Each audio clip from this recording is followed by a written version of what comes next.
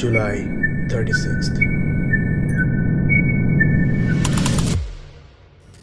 সেদিন আকাশে ঠিকই সূর্য উঠেছিল, কিন্তু অনেকেই দেখেনি।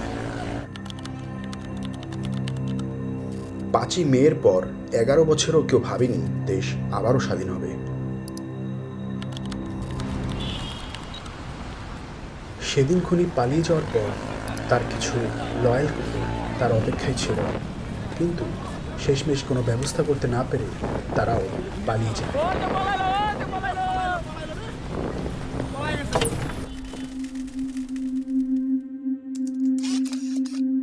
আমাদের শহীদদের নাম পড়ে শেষ করা যাবে না।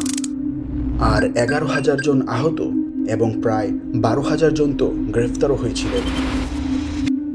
আঞ্জুমান মুফিদুল ইসলাম একটি বাংলাদেশি ওয়েলফেয়ার অর্গানাইজেশন। তারা দাবি করেন যে জানুয়ারি থেকে নভেম্বরের মধ্যে প্রায় 515টি দাবিহীন অর্থাৎ বেওয়ারিশ মৃতদেহ দাফন করেছেন তারা, যা প্রতি মাসে গড়ে 47টি। তবে জুলাই মাসে এই সংখ্যা বেড়ে 80টিতে পৌঁছেছিল। আগস্ট মাসেও 34টি মৃতদেহ দাফন করা হয়েছিল। তবে আগস্ট মাসের প্রথম 11 দিনে কোনো দাফনের অনুরোধ করা হয়নি। তাহলে কথা হলো, এই লাশগুলো আসলো কোথা থেকে? আমাদের রক্তক্ষয়ী জুলাইয়ের আরেকজন ভিকটিম মহিন মিয়া।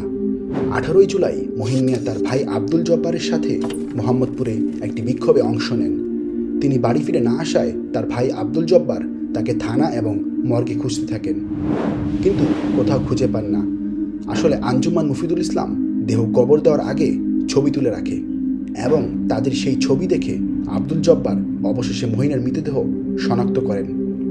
মহিনকে রায়ের বাজারে দাফন করা হয় এবং তার মৃত্যুর ঠিক 15 দিন পর তার স্ত্রী তাদের সন্তানের জন্ম দেন।